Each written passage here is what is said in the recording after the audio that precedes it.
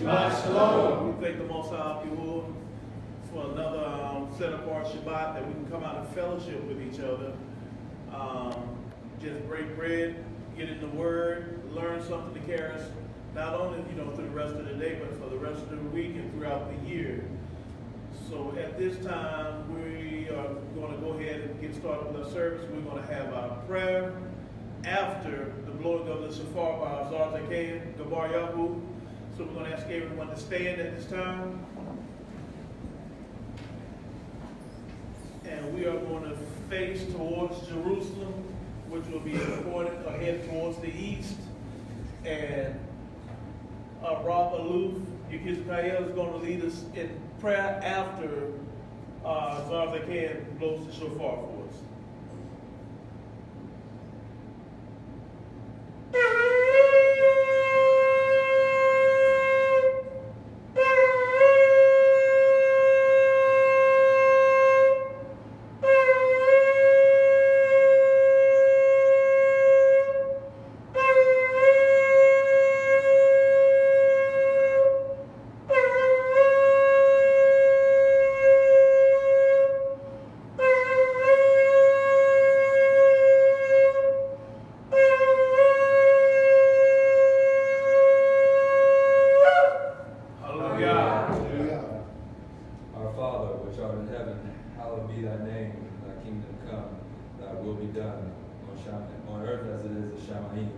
Give us this day our daily bread, and forgive us our trespasses, as we forgive those who have trespassed against us.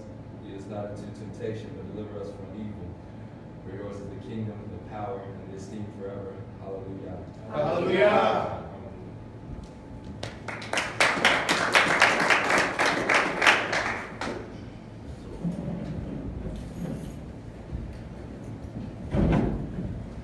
So without any further ado, we're going to go ahead and get into our lesson.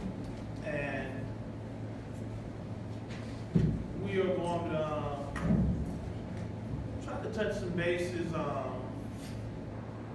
and just begin to look at some things and kind of stay in line with what has already been taught. We've been studying the wilderness, Moreh, Chief Moreh, or Senior Moreh, Kasadaba, has been teaching on Jacob's troubles, and we still want to kind of stay within the realm of things and just start looking at some things and seeing where we are and how things are unfolding right before our very presence and right before our eyes. So without any further ado, we're going to get into the Word. I'm going to ask Aliyahu if he would give Ecclesiastes 1 and 9.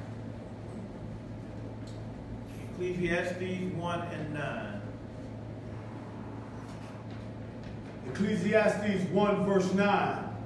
The thing that hath been, it is that which shall be, and that which is done is that which shall be done, and there is no new thing under the sun. There's no new thing under the sun. So the topic or the title of our lesson for today will be the thing that hath been shall be. The thing which hath been shall be. Now that's very important because that's letting us know we need to be able to look at the past to be able to determine the future and observe to see what's going to take place in these last days. So let's go over to Matthew or Aliyahu 24 and 15.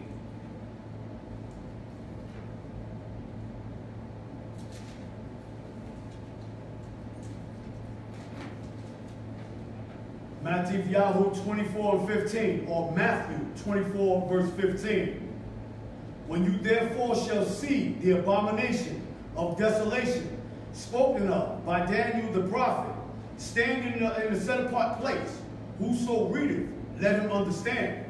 Okay, he said, when you therefore shall see the abomination of desolation spoken of by Daniel the prophet, standing there in a set apart place, it said, whosoever readeth, let him understand. Okay, then let's go over to Luke, or Lucas, 21 and 20. Because Luke is going to mention something similar. Luke 21 and 20. The book of Luke 21, verse 20. And when you shall see Jerusalem compassed with armies, then know that the desolation thereof is nigh. Then let them which are in Judea flee to the mountains, and let them which are in the midst of it depart out, and let not them that are in the countries enter thereinto. Okay, they said, when ye shall see Jerusalem compassed with armies, then know that the desolation thereof is now, or not. So you see Matthew talking about, or the book of Matthew, the abomination of desolation being spoken of. Also in Luke, he's referring, making reference to the same thing, desolation. Now, let's go over and look at something in Daniel. Let's go Daniel 9 and 26. But you notice he said, flee where? To the mountains. Daniel 9, verse 26. And after 62 weeks shall Messiah be cut off, but not for himself.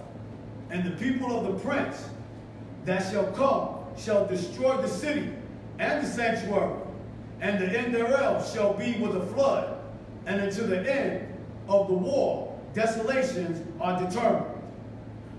Okay, so at the end of what? The war, desolations are what? Determined. In order for there to be war, there has to be what? You have to have what in order to go to war? Conflict, but well, what do you need to resolve conflict? What did you say, Dakota? War. Okay, you need war, but mainly what? You gotta have what? Who said army? You have to have armies, or an army. That's very important. Now, read that one more time, again. Daniel 9, verse 26. And after 62 weeks shall Messiah be cut off, but not for himself. And the people of the prince that shall come shall destroy the city and the sanctuary, and the end thereof shall be with a flood. And unto the end of the war, desolations are determined. Okay, that's very important. That's a whole lot going on in that one verse. It said after 62 weeks. Does anyone know what's the measurement of a score? Or the 20. 66 weeks. Total what? Okay, then you said what now? 62. 2 weeks. That's 62 weeks. So it says 62 weeks, what shall happen? Messiah shall be what? Cut off. Cut off. You ever notice this was speaking of Hamashiach way back then? Tell you what was going to take place in the future? 62 weeks, Hamashiach shall be cut off. And then it says what? And the people what? And the people what? Shall what? Shall destroy the city. Okay, then so the people of the prince shall come and destroy the city and the sanctuary. Okay, then let's go look at something.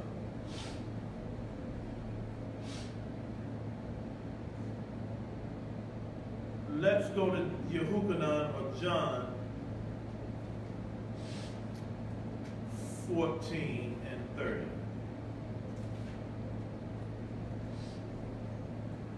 Yehukanan or John 14 verse 30.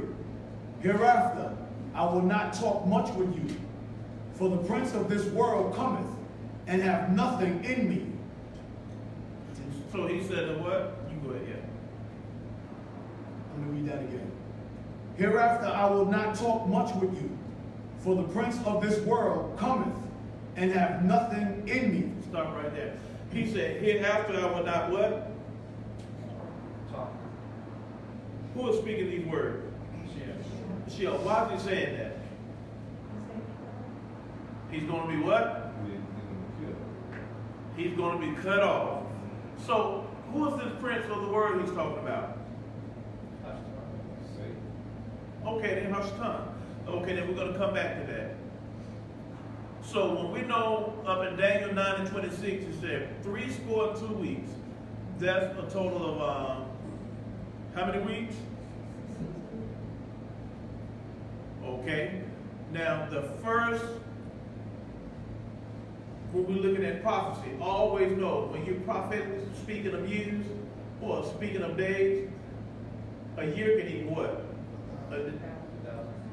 Okay, a day can equal what? 1,000 years, or a day can equal what? 1 year. Okay, let's go over to Numbers 14 and 34.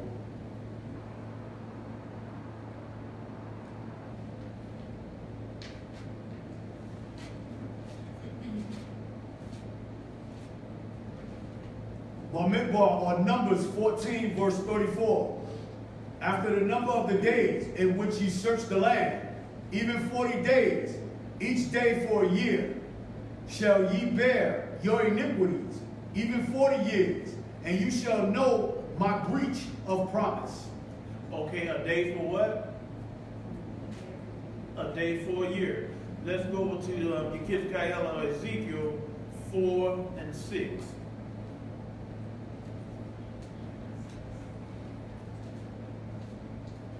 Yashra'al or Ezekiel 4 verse 6. And when you have accomplished them, lie again on your right side, and you shall bear the iniquity of the house of Yehudah or Judah 40 days. I have appointed you each day for a year. I have what? Appointed you each day for a year. So when we go back and look at something, when we go back and look at Daniel, what is Daniel speaking of here? Something is to take place. Now, up in 9 and 26, it said what? Hamashiach will be cut off where? In the midst of the week, right? That's very important. So, if we go to Ezra, the 4th chapter, and read all the way over to the 7th chapter, something is going on. Is anyone familiar with the book of Ezra and what's going on at that time? Rebuilding of the temple. Not only the temple, but also what? Jerusalem. So when we look at that, does anybody know what's so important about the rebuilding of the temple at this time? What has taken prior to the rebuilding of the temple? Is it the release from Babylon? Say it again. They're released from Babylon? They're being released from Babylon. Does anyone know how many years they were captives in Babylon? 7. Say it again. 7. 70. 70 years they were in Babylon. And after 70 years in Babylon, they're being released and go back and build the temple, or the city, and the sanctuary, or the temple. 70 years is important. They're being released from Babylon. Now, anybody familiar with who was ruling at that time? I keep hearing all these syllables and stuff, but they the right answer. Is it King Cyrus? Oh, Cyrus. Cyrus. Thank you very much. Now, what's the title of this lesson? The thing that what? Which hath been shall be. Now, Can anybody tell me what happened within this year, not this year, 2018? The Trump administration did something that was prophetically over in Jerusalem. They went over and established the American that we see over there. They established the American embassy over there. What else did they do? And Y'all said it, but say it. Made Jerusalem the capital. And did not they print or mint a coin in commemoration of it? Have anyone seen the coin? What's on the coin?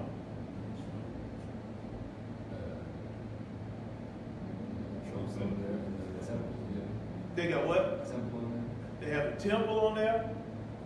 They have Donald Trump on there. And also they have another figure on there. Cyrus. 70 years we were in Babylon. We were released 70 years after captivity. We were released. Jerusalem became a state, or Israel became a state when? 1948. 2018, how many years is that? 70. And who's on the coin? Cyrus. So go back and do one thing. What's the name of this title? The thing which has what? Been shall be. Y'all don't see how everything line up?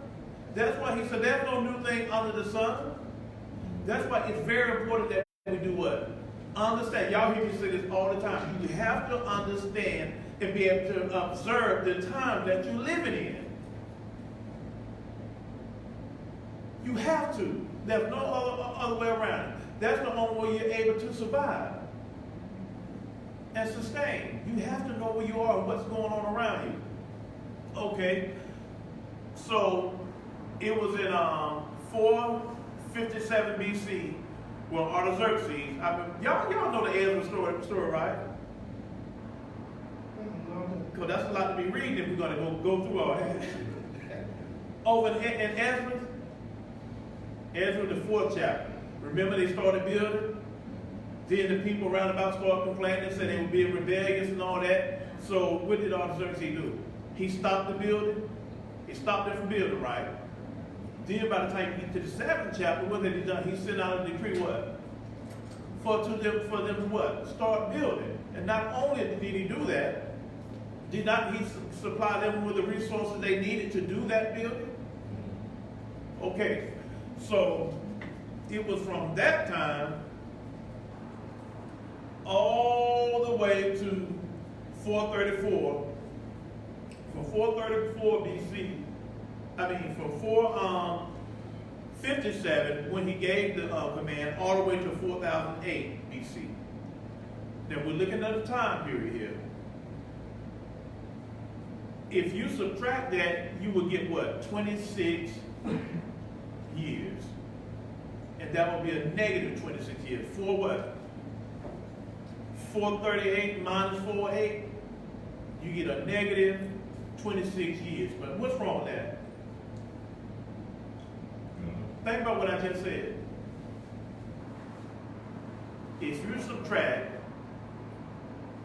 434 or from 48 from 434, you get a negative 26 years. Is there anything such thing as a negative year? So you know that won't be right. So what does that give us? That places us all the way to 27 BC. Does anybody know what happened in 27 BC?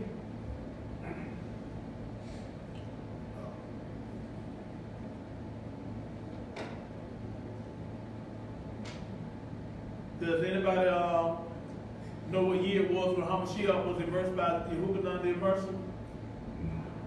27 BC. Now that's important because something takes place during the same year. or during that same time period, I should say, not that same year. So,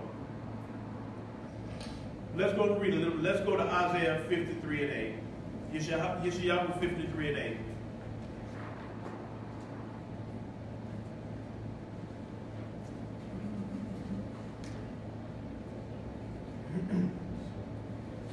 Yashra'al or Isaiah 53 verse 8. He was taken from prison and from judgment. And who shall declare his generation? For he was cut off out of the land of the living. For the transgression of my people was he stricken. Okay then, read that one more time. Isaiah 53 verse 8. He was taken from prison and from judgment. And who shall declare his generation? For he was cut off out of the land of the living. For the transgression of my people was he stricken. So, who would Isaiah who would Yashra'al or Isaiah 53 be speaking of? It's Hamashiach.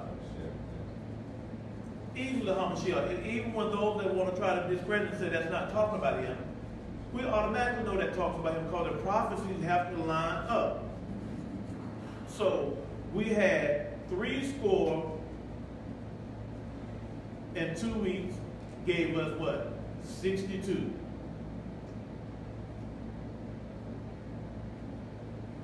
But the prophecy speaks of 69 weeks. So there are what? 7 weeks or 7 what? 7 years left. Okay, so Israel had up until the time that the decree was made, they were allotted 49 years to rebuild the temple and Jerusalem. That's very important. Now, let's go over to back to Daniel 9 and 6.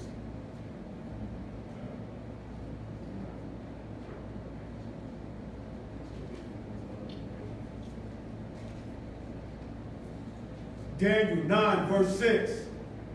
Neither have we hearkened unto your servants, the prophets, which spake in your name. 26. Oh, you said 26. Yes.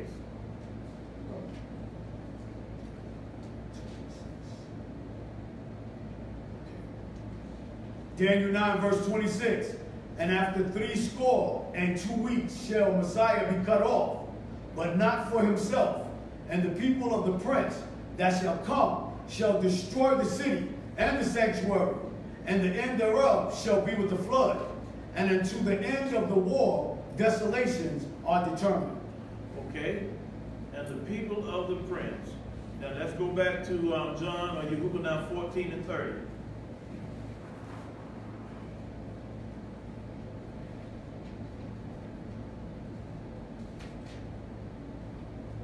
Yehuda or John 14 verse 30. Hereafter I will not talk much with you, for the prince of this world cometh, and hath nothing in me. For the prince of this world cometh, has what? Nothing in me. So we identified the prince of this world as being who? Hashatan. Hashatan is the prince, but it said the people of the prince. Hashatan is the prince. Now let's go over to Revelation 12 and 9.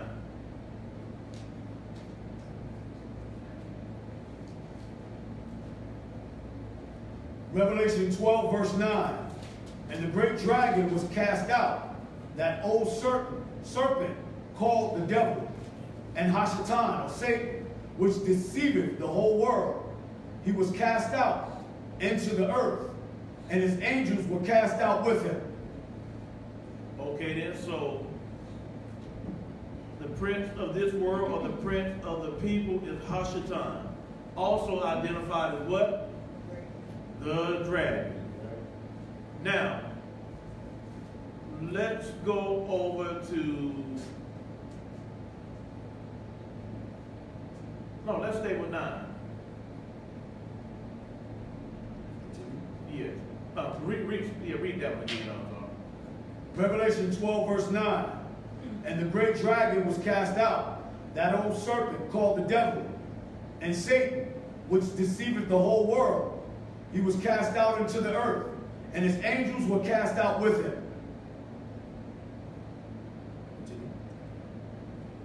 Yeah, matter of fact, let's go back and start up at 1. Revelation 12, verse 1. And there appeared a great wonder in heaven, a woman clothed with the sun and the moon under her feet, and upon her head a crown of 12 stars. And she being with child cried, travailing in birth, and pain to be delivered. And there appeared another wonder in heaven, and behold, a great red dragon, having 7 heads, and 10 horns, and 7 crowns upon his head. And his tail drew the third part of the stars of heaven, and did cast them to the earth. And the dragon stood before the woman which was ready to be delivered, for to devour her child as soon as it was born. And she brought forth a man-child, who was to rule all nations with a rod of iron. And her child was caught up unto Elohim and to his throne. And the woman fled into the wilderness, where she had a place prepared of Elohim, that they should feed her and they shall feed her there 1,260 days. Okay, then. There's a lot in there. Okay, so there appeared in what? A great wonder in Shemayim of heaven. A what? Woman. Clothed with what? The sun and the moon, and under her feet what? The sun and the moon was where? Under her feet. Under her feet. And it said upon her head was what? 12 stars. 12 stars. What do the 12 stars represent? 12 stars. Okay then. Represent what now? 12 tribes of Yashra'al. Okay then. What do the moon and the sun represent?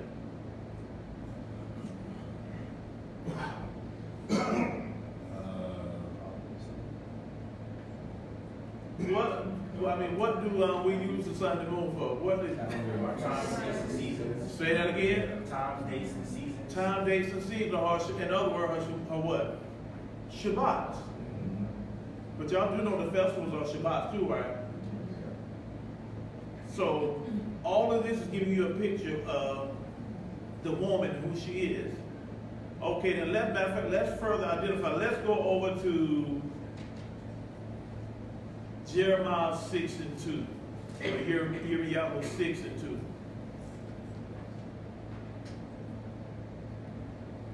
Yirmiyahu 6, verse 2, or Jeremiah 6, verse 2. I have likened the daughter of Zion. The daughter of who? The daughter of Zion. To a comely and delicate woman. To a comely and delicate what? Woman. Likened, who did he say he likened? The daughter of Zion. So the daughter of Zion is who? A comely and delicate woman. And the daughter of Zion is Israel. Now, so I can get Isaiah 51 and 16.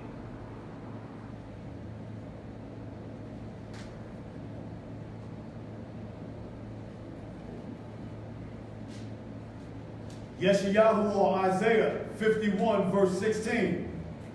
And I have put my words in your mouth, and I have covered you in the shadow of my hand, that I might plant the heavens, and lay the foundations of the earth, and say unto Zion, you are my people.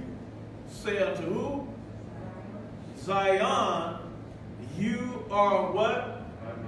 My people. That's possessive, isn't it? Zion, you are my people. So the woman is Zion, and the woman belongs to who? The Father, Yahuwah.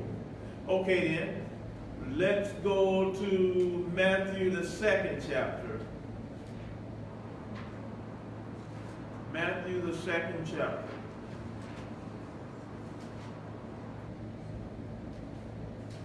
Because when we look at Revelation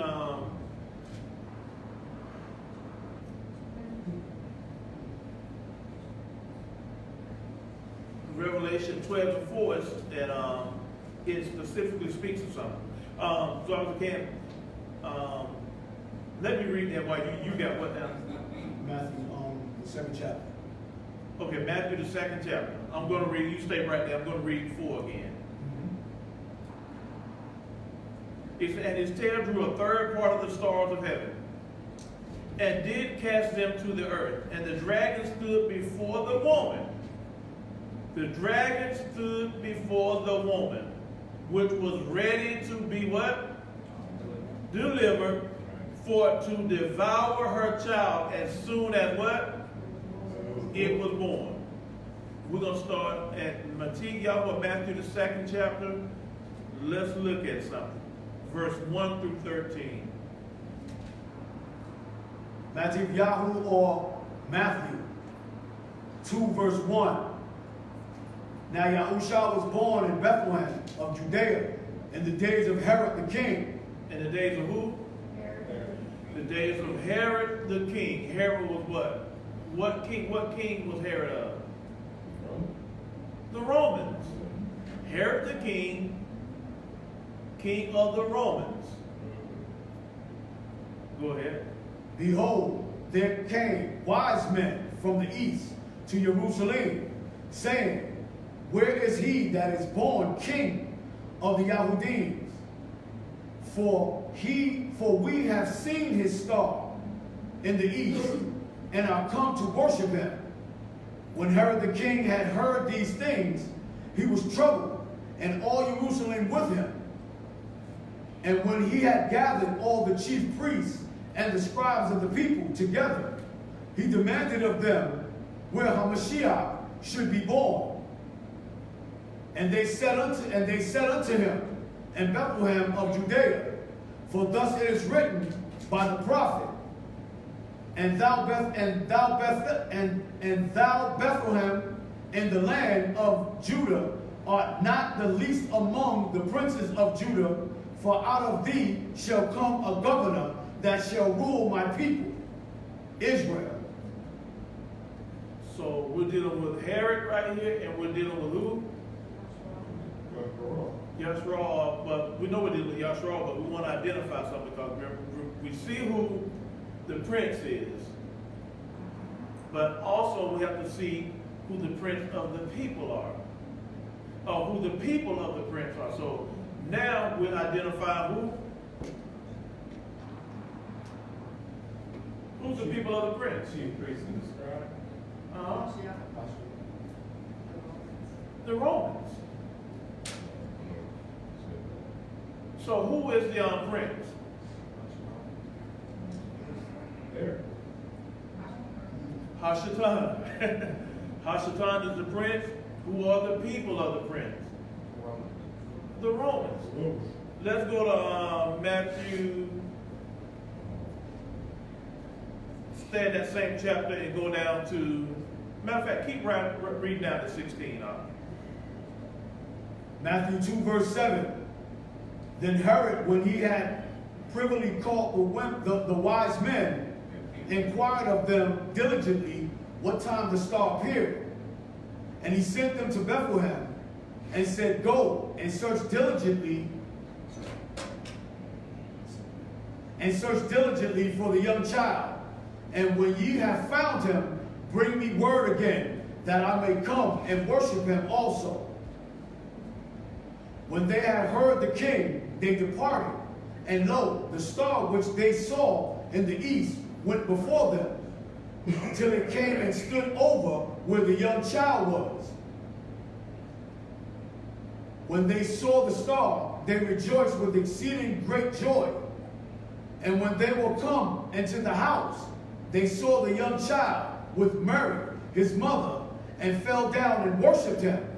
And when they had opened their treasures, they presented it unto him gifts, gold, and frankincense, and myrrh.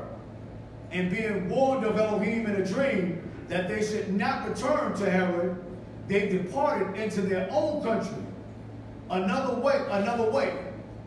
And when they were departed, behold, the angel of Elohim appeareth to Yahusef in a dream, saying, Arise, and take the young child and his mother, and flee into Egypt, and be thou there until I bring you word, for Herod will seek the young child to destroy him.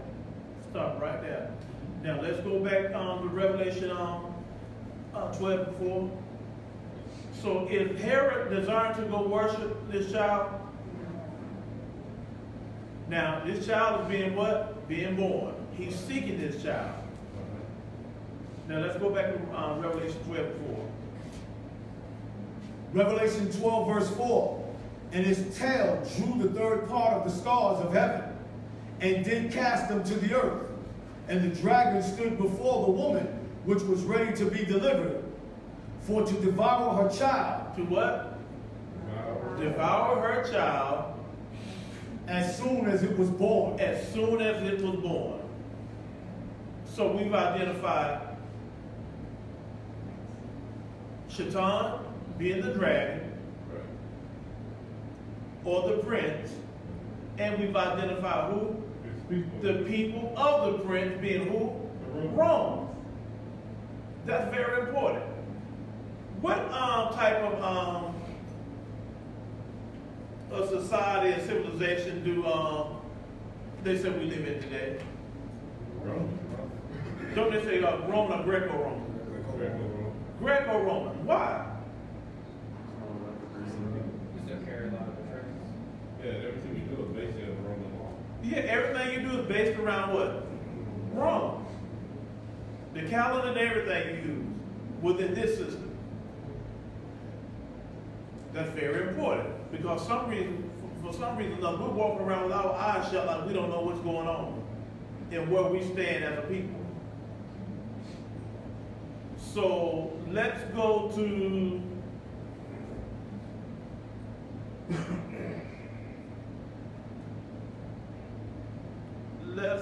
back to Daniel 9 and 26.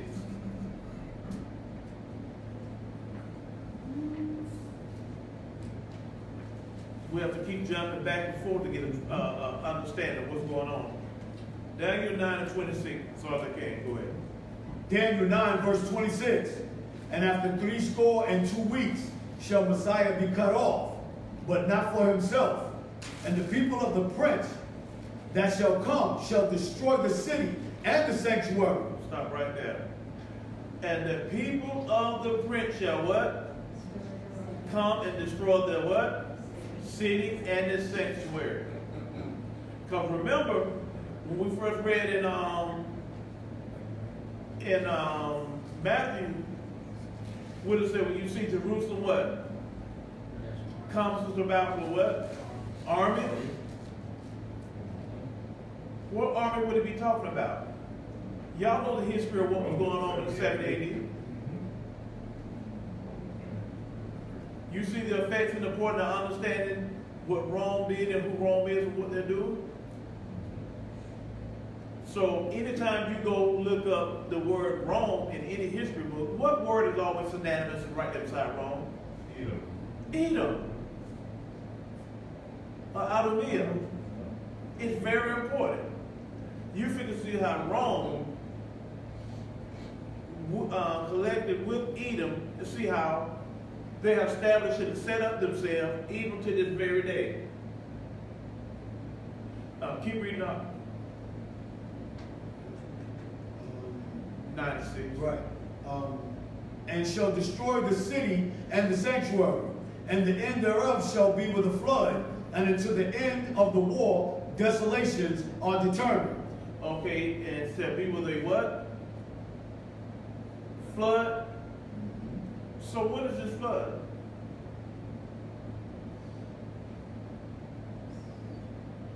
Let's go to Psalms 18 and 4.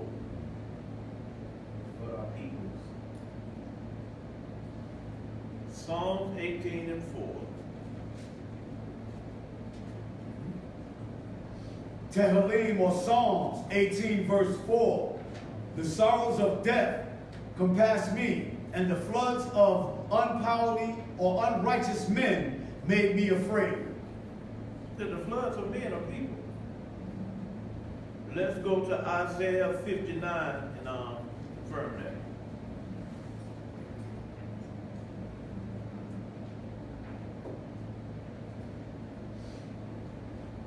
Isaiah 59 and 19.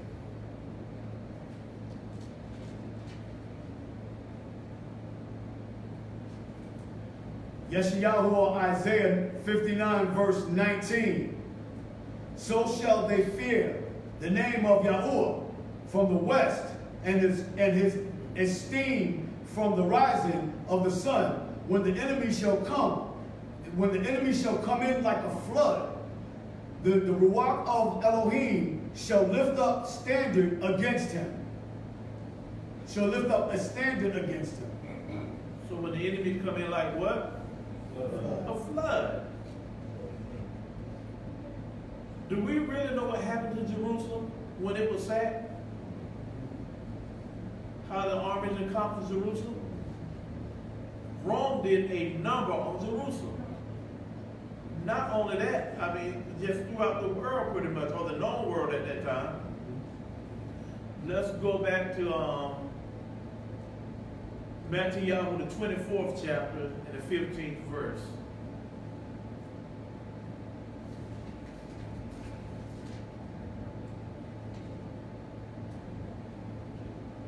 Can you repeat that, Aliyahu?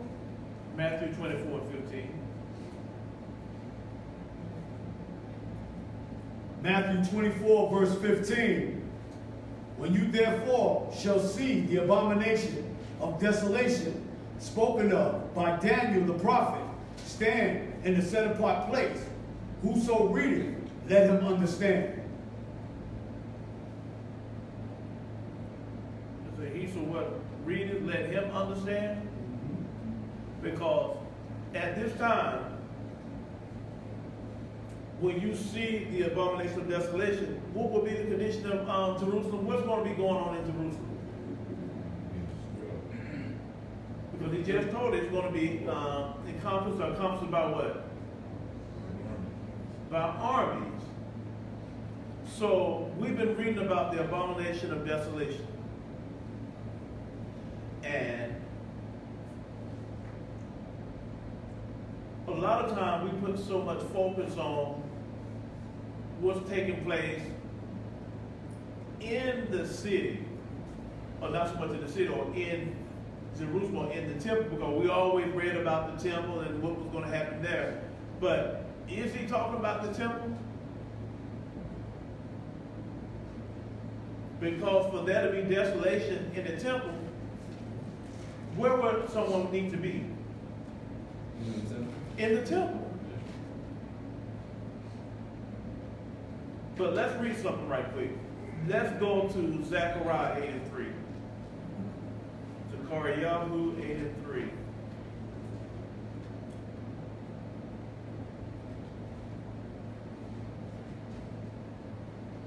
Aliyahu or Zechariah 8 verse 3. Thus saith Yahuwah, I am returned unto Zion, and will dwell in the midst of Jerusalem, and Jerusalem shall be called a city of truth, and the mountain of Yahuwah of hosts. Jerusalem shall be what? Called what? The city of truth, and the what? Mountain of Yahuwah. So our focal point is not just on the temple. It's Jerusalem as a whole. Now, when we read that about the armies, it said Jerusalem would be what? Somebody said, Jerusalem shall be encompassed what? With armies. So armies would do what? Surround Jerusalem. The holy what? Or the mountain of Yahuwah and city of what? What would make Jerusalem the mountain of Yahuwah and the city of truth? People that live in there? Or is that what Yahuwah put his name? That's where Yahuwah put his name, and what's more important? What's the the most important thing has to do with Jerusalem and the people. What is this whole covenant, the whole book established upon? Law. Law, statutes, and what? Commandments. And commandments. Now remember, Jerusalem is encompassed or surrounded by these armies. So, if Jerusalem is surrounded by armies, guess what they can't do? Enter. Say it again. Enter. Enter, and guess what else they can't do? Yeah. Can't get out. You can't enter, and you can't exit. Now, let's go look at something what happened when the gates of Jerusalem closed. Let's go to Nehemiah 13 and 19.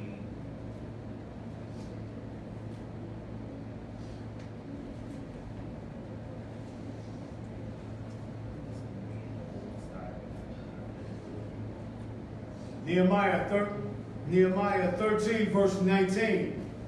And it came to pass that when the gates of Jerusalem began to be dark before the Shabbat, I commanded that the gates should be shut and charged, that they should not be opened till after the Shabbat.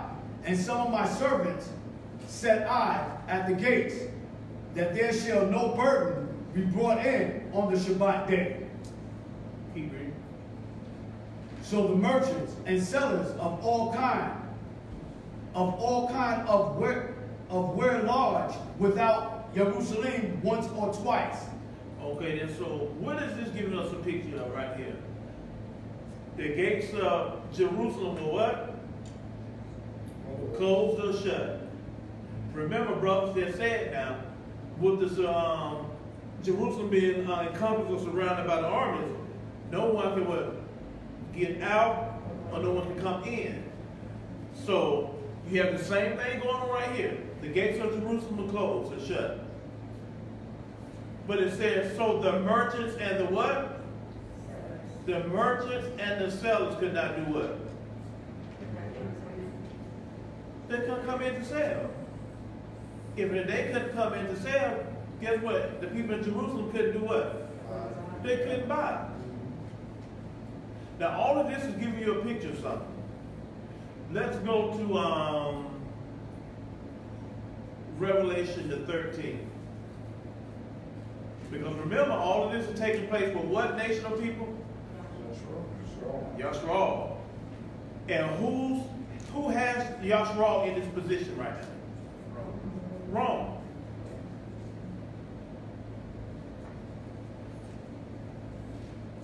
Revelation 13 and 17. Revelation 13, verse 17. And that no man might buy or sell. Go up one verse before that. Verse 16. And he causeth all, both small and great, rich and poor, free and bond, to receive a mark in their right hand or in their foreheads, and that no man might buy or sell, save he that had the mark, or the name of the beast, or the number of his name. Okay then. Read that one more time. Pay very close attention to what was said. Revelation 13, verse 16. And he causeth all, both small and great, rich and poor, free and bond, to receive a mark in their right hand or in their foreheads, and that no man might buy or sell, save he that had the mark, or the name of the beast, or the number of his name. So what's the number of his name? 666. 666. 666. Surrounded by Rome at that time, they couldn't buy, they couldn't sell, because the gates were what? Closed. So, we get a picture in Revelation that's going to come a time that what? You won't be able to do what? Buy or sell unless what? You have the mark and then which is of the or what we call the mark of the what? So who is this beast? Moreh. Huh? Yeah, it's wrong. And later, as a matter of fact, later on we're gonna matter of fact. Let's do these calculations right quick. Not you, because you got to keep with the reading stuff again. Okay, that brother Peter, you got your calculator on your phone? Yes, sir. So we did a lesson earlier about Gabar. I think Zonda Campbell talking about a couple weeks ago, wasn't it? When we were talking about why we don't use certain words like Messiah, Right. Jesus, and all that stuff. Mm-hmm. And we were showing how in Hebrew, when you calculate these things, they give you a certain number. So we were showing, like dealing with the Hebrew gematria and all that, that if you take the number 9 and multiply it by the place value of each letter in these words that we've come to know, and add it up, you get a certain number. So we'll do, for example, Jesus. The letter J sits at what position in the English alphabet? 10. So you just gonna add, bro. Alright. So 9 times 10 is what?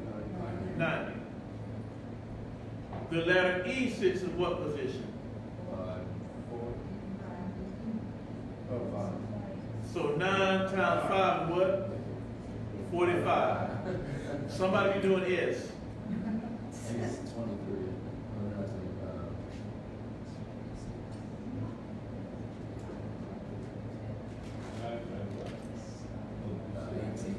It's 18? You sure?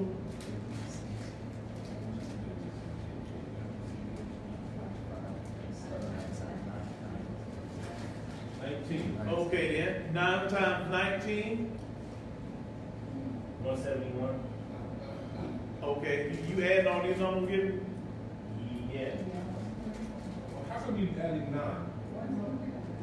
Why? Why you multiply it by 9? Okay, I'm gonna get the whole one second. Go ahead. Okay, I'm sorry.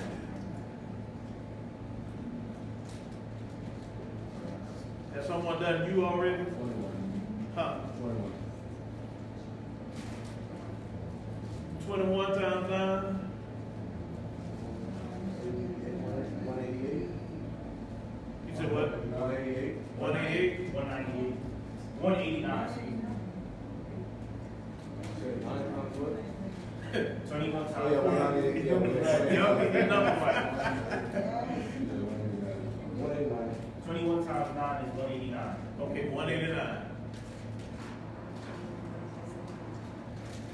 And then S. Then S again. S is 19. 171. So we add them all. 90 plus 45 plus 171 plus 189 plus 171. Say it louder, bro. Say it louder. 666. You get 666. If you do the same thing for Messiah, which we're not going to do because it'll take y'all too long to add. Okay. You get 666. You do the same thing for gospel, you get 666. Yes. You do the same thing for Lucifer, Right. you get 666. So who is the prince? Hashatan, also called a dragon. Who is the people of the prince? Rome. Who gave you Jesus? Rome. Go ahead. Revelation 13:11. That looks like it's prophecy for Jesus Christ as well too. Because it say he has 2 horns like a lion, so that's a dragon. And I always use Jesus Christ to say that the law is not away with. Right. We can send people. Oh, we're I don't know if we're gonna be able to get to it today, but we're gonna get to it because, I know I got it right here, don't I? Yeah? It's there. Yeah, because we, then, what it say right now? Expect like a dragon. We'll get to it because, okay, let's keep going. Oh, my bad. Okay, so, matter of fact, keep that man by himself. Let's go to 13 and 11. Revelation 13 and 11. And what was the reason for using 9 again? Because it's represented by the 10 in Hebrew, which we consider the number of eternal righteousness. So 9, it'll tell you about 9 times those, the value of the English language, of the letters in the alphabet, English alphabet. You come with those numbers, you add them up, and it's not a coincidence that you get 666 for all of these words. Words that you've been commonly known to call gospel, Lucifer, what else? Jesus, Messiah. So, Revelations 13 and 11. Revelation 13, verse 11. And I beheld another beast coming up out of the earth, and he had 2 horns like a lamb, and he spake as a dragon, and he exercised all the power of the first beast before him, and causeth the earth and them which dwell therein to worship the first beast, whose deadly wound was healed. Okay then. It says he has 2 horns of what? Like a lamb. So this particular beast is going to come looking and appear like what? The truth. And he has 2 horns. Anybody know what the horns represent? Let's go to Habakkuk 3 and 4.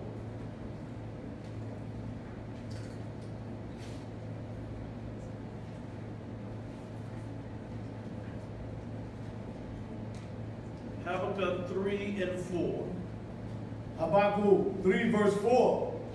And his brightness was as the light. He had horns coming out of his hand, and there was the hiding of his power. He had what coming out of his hand? Horns. And what did it say after the horns?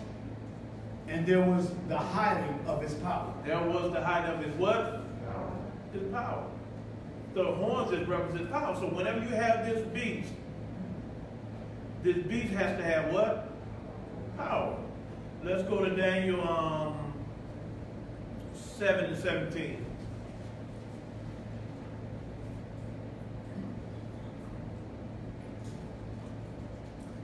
Daniel 7 verse 17. These great beasts, which are four kings, which shall arise out of the earth. These great beasts are what? 4 kings which shall what? Rise out of the earth. Let's go to Daniel 7, 2 and 3. Say again. Daniel 7, verse 2 and 3.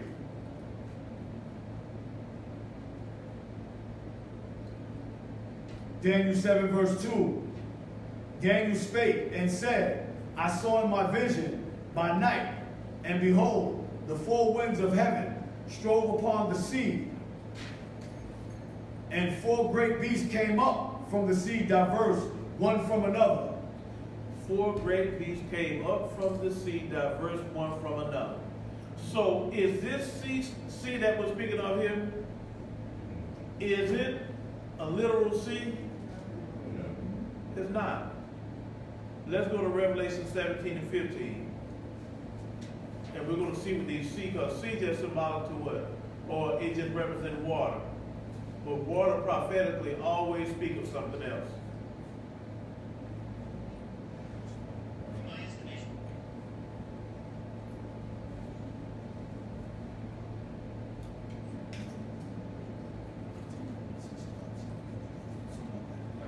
Yep. So let's see what these waters or waters are. Revelation 17 and 15. Revelation 17, verse 15. And he saith unto me, the waters which you sawest, where the whore sitteth, are peoples and multitudes and nations and tongues. Say, read that one more time.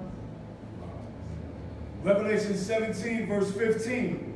And he saith unto me, the waters which you sawest, where the whore sitteth, are peoples and multitudes and nations and tongues. So the waters or the seas are what? People, multitude, nation, and tongues. So, we read that the other beast was going to be what? Did we read what he was going to be more diverse than the others? Can anybody tell me what happened to Rome? Yeah, mixed in with other nations. Right, or when Rome fell, who did they become? Catholic Church. Yeah. Well, Huh? Byzantine Empire. Okay, Rome, Byzantine. Holy Roman Empire. So anybody know where Great Britain come from? Who they descend from? Germans. Okay, before we start calling these people all these martyr names, they're all the offspring of the Romans.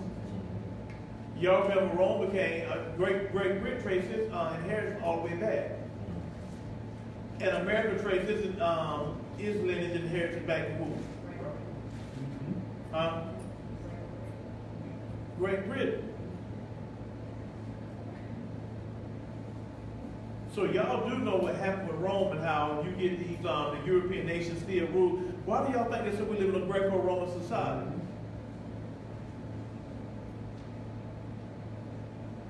The Roman influence still had to what? Be carried down through who? Their bloodline and lineage. Moving, even though the civilization of the Roman Empire failed, that doesn't mean all of their people died off and they don't exist anymore. You know somebody else called these people Germans and all that stuff, Germanic. We just go back to the kingdom who they were the offspring of. And so when you go back to Rome, you're going to get Great Britain. And Great Britain, you had what? It was divided up and split into two parties, or two castes. You had the aristocracy, who were the what? The higher ups. And you had who? Do anybody know how America started? Yeah, through, I think King James had something to do with it, Help them out, King James Jay. brought together the Scots. Hold on one second. Help them out, Jay. Yeah, you had like the peasant class that was brought up, that came over here to kind of get things started off because they were the cast off England. Yeah, you had their throwaways or the castaways called what?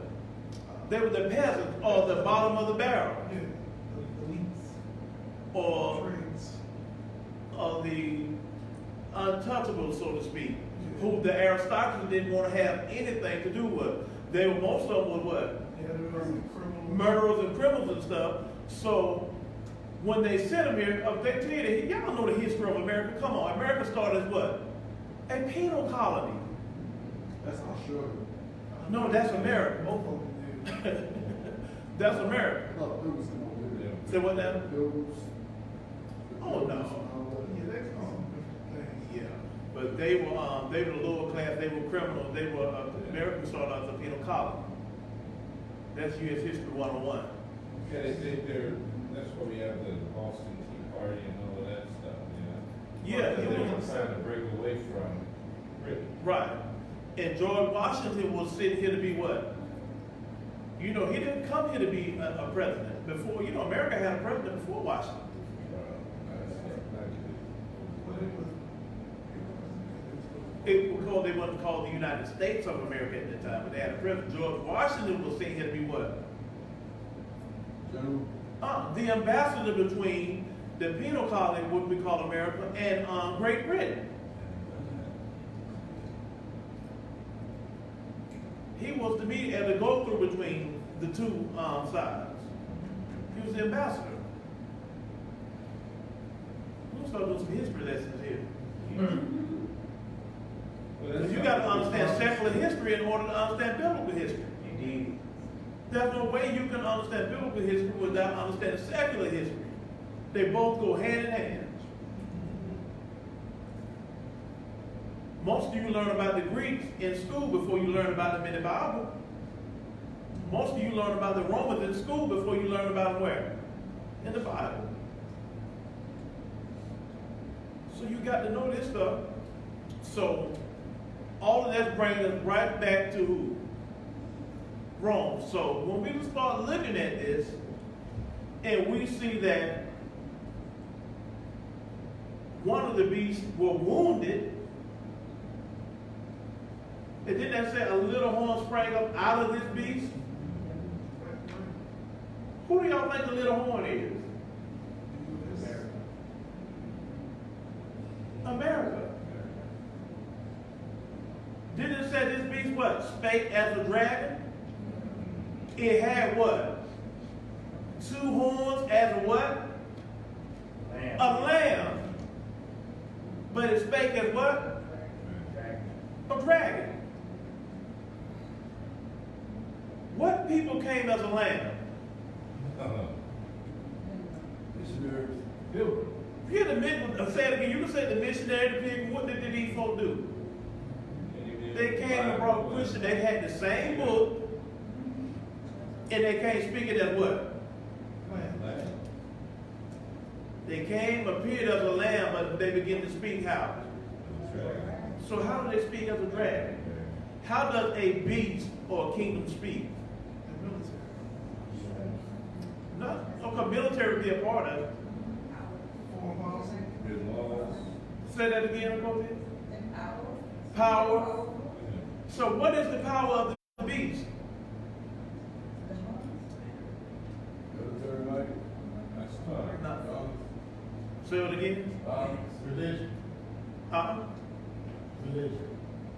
That's a part of it.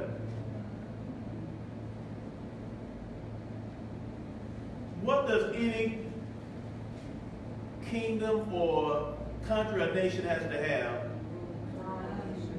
Say it again. So what is the Constitution? It's a body of legislation, the laws to what? Govern the people. That's how the beast comes what? With 2 horns as a lamb, but he speaks as what? Spake as a dragon through his laws and legislation.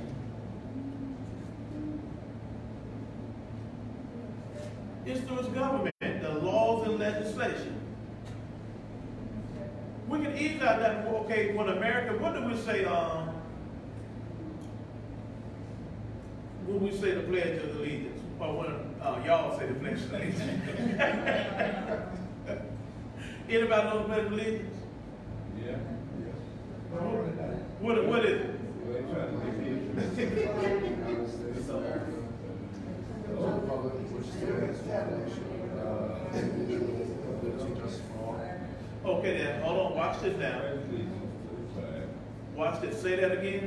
Pledge allegiance to the flag I pledge allegiance to the flag of the United States of America, of the United States of America, to the republic, to the republic, to which it stands, which it stands, one nation, one nation, under God, under God, indivisible, indivisible, with liberty and justice. with what? Liberty, With liberty and what? justice for all. Justice for all. Is this not how America came? Doesn't it sound like a lamb? With liberty and justice for all. But what happened when they got Israel?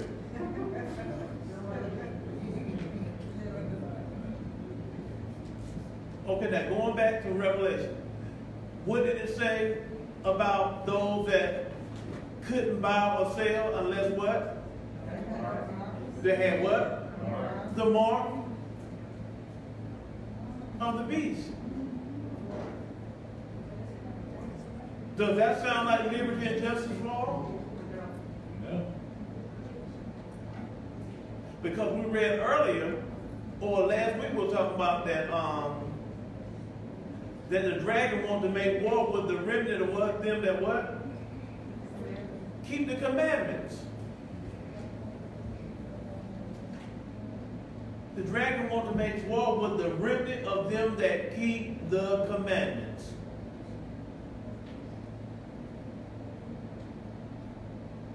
So the Most High ordained marriage, right? And he said marriage should be what? And woman. Did we not pass legislation that what? These dogs, cats, men, women. Yeah, you can marry men, women, horses, cows, dogs, cats, chimpanzees. Tree, rock.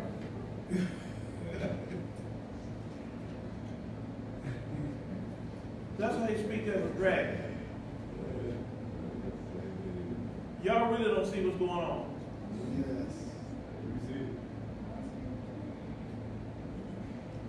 Did not they just pass legislation? They got it passed in about 26 or 27 states that even on your job, if you say anything against the state of Israel, you can be fired.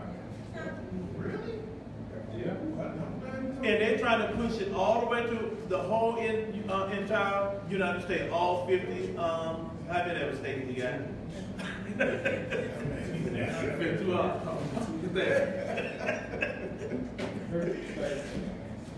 Territories. Yep. Y'all haven't heard about that? How many passed it? Huh? How many states passed it? Like 26 or 27 so far. That's why they had to fire Mark Lamont the other day. Yep. Oh, really? Fire Mark Lamont the other day because he was. Oh, yeah, that's right. I remember. You said something From CNN. But you still got Rome doing the same thing. That nothing doing this is still going on. We're still living in the same time, just a different hour. That's what's very important for us to be able to understand where we are and what's going on. We keep looking at people as Americans and white people and all this and all about the Most High ain't looking at them like that.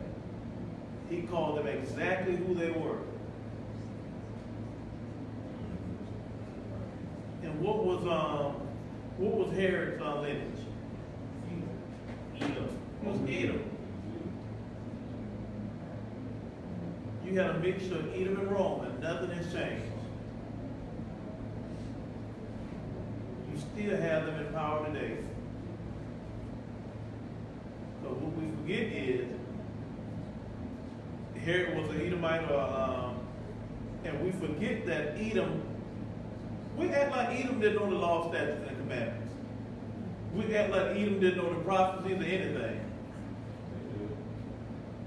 Edom knew the prophecies just like Jacob. There's a reason why Herod was waiting to kill Hamashiach. How would they have known? Because they were raised in, Edom were raised in Abraham's house just like Jacob. We the one keep trying to pull him out of there like he wasn't there.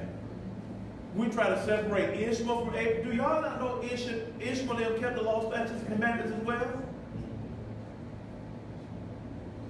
I'm not talking about what they had picked up later on when they left.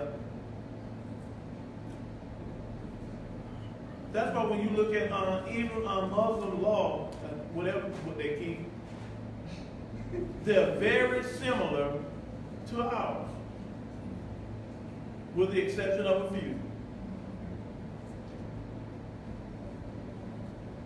Because we act like Ishmael wasn't Abraham's son. It's crazy to see how we try to separate Ishmael and Esau from Abraham when they had the same culture for, just centuries. They knew the prophecies.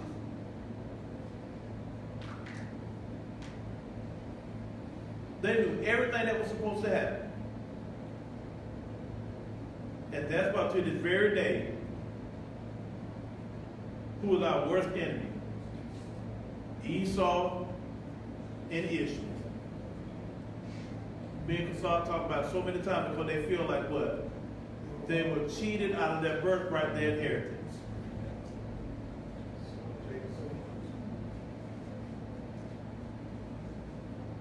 It was so bad, the Most High had to change Jacob's name because of what he was going to do in the future with Jacob and his people.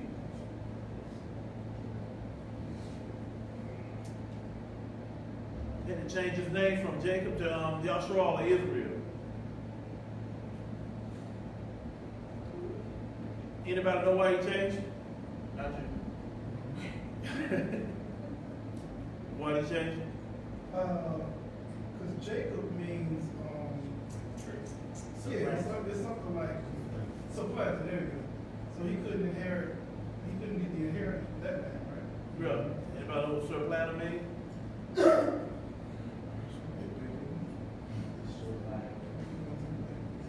And Jacob also, which he didn't have to do, the birthright was inherited under what? Deceit. Yeah. Under what? Deceit. Deceit, right.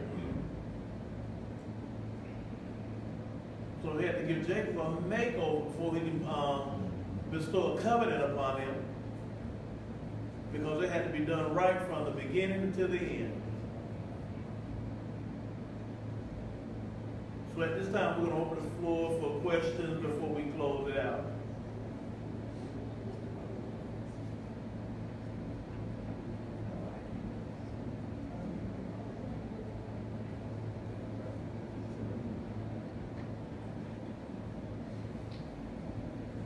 I didn't understand the multiplier of 9. Can you explain that again? Yeah. Okay, for the third time. I'll say in Hebrew,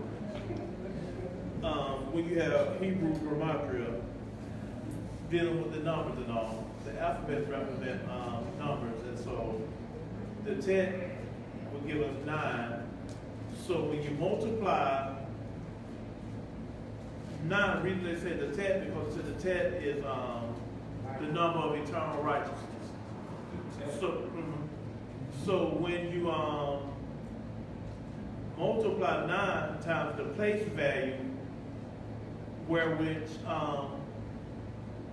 the alphabet set in the English alphabet, you take the sum of those two numbers and you add them up, whatever words you use, like we said, Jesus, gospel, Lucifer, Messiah, and so on.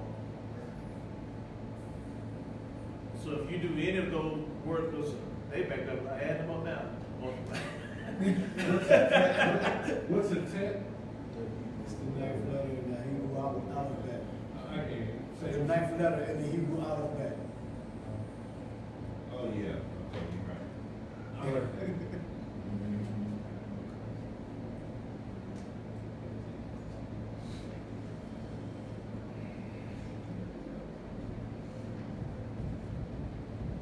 So why do we multiply it by the tet? That's what I said at the beginning. Yes. Well, these symbols are something else, right? See, this is that we've been in the game for 30 years, and we've been in the game for 2 months, 3 days.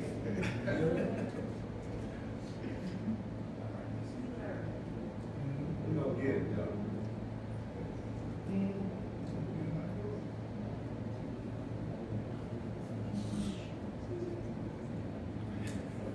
I know, right?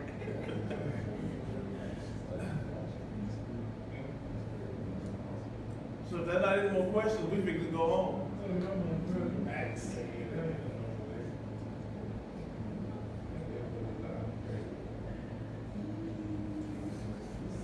Shabbat shalom, everybody. Shabbat shalom. Shabbat shalom. Shabbat shalom. Shabbat shalom. So at this time, we're getting ready to stand and Sergeant Ken Gabaria, who's going to blow the shofar for us, and our key Shlomo going to pray us out.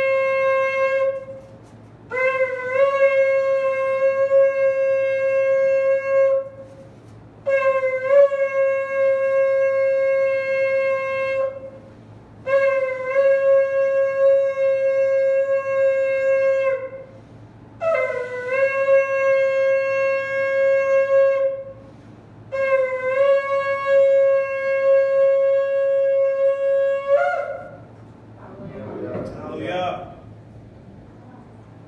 Aliyahu, thank you for another dynamic lesson by Moreh, Aliyahu, and a wonderful reading by Aliyahu. And I pray that this lesson right upon our hearts and give us understanding that we can go forward and read the word and understand it. Thank you for another set of our Shabbat and for letting us all be able to make it here, and for those who couldn't make it here, prayers to move them. Say, thank you for letting us make it to another week. Your son's, Mashiach's precious name, Hallelujah. Hallelujah.